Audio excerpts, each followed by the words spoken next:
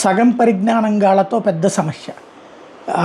Delimitation ద్వారా సీట్లు పెరుగుతాయని కొత్తగా మాట మొన్ననే కదా ఈ కాంగ్రెస్ ప్రేమిక కమ్యూనిస్టు ప్రేమికులందరూ తమిళనాడులో స్టాలిన్ పెట్టినటువంటి మీటింగ్ గురించి బాగా ఫోకస్ చేసింది.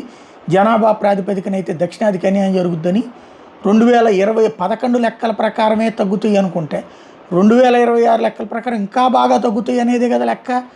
అయితే వీళ్ళు ఇప్పుడు అర్జెంటుగా మోడీ ద్వేషులు అందరూ కలిసి అయ్యయ్యో 2000 ఈ జనాభా లెక్కల ప్రాతిపదికన జరిగితే దక్షిణాదికి సీట్లు పెరిగిపోతే తమిళనాడుకి అయితే 50 వచ్చేస్తాయి సీట్లు, కర్ణాటకకి 40 వచ్చేస్తాయి అని ఒక దిక్కుమాలినటువంటి నేరేషన్ క్రియేట్ చేస్తున్నారు. మరి వీళ్ళు మనుషులో పశువులో అర్థం కానటువంటి పరిస్థితి. ఎందుకు ఇంత అబద్ధాలతో ప్రజలు మోసం చేస్తారని యాక్చువల్గా 2026 ఇప్పటిదాకా అంచనా, ఇంకా జనాభా లెక్కలు పూర్తి కాలేదు, అంచనా జనాభా లెక్కను చూసుకుంటే టోటల్ 7 రాష్ట్రాలుగా 35 సీట్లు కోల్పోతాయి.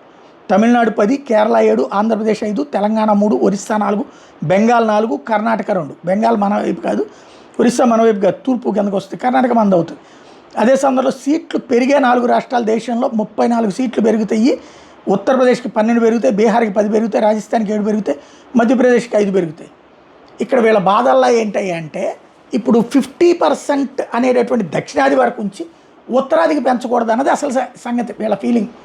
ఎందుకంటే ఉత్తరాదిలో 80 సీట్లు 120 అవుతాయి, మన దగ్గర ఇక్కడ 25 సీట్లు 38 అట్లా వెళ్తాయి. అట్లా కాదు వీళ్ళకి కావాల్సింది.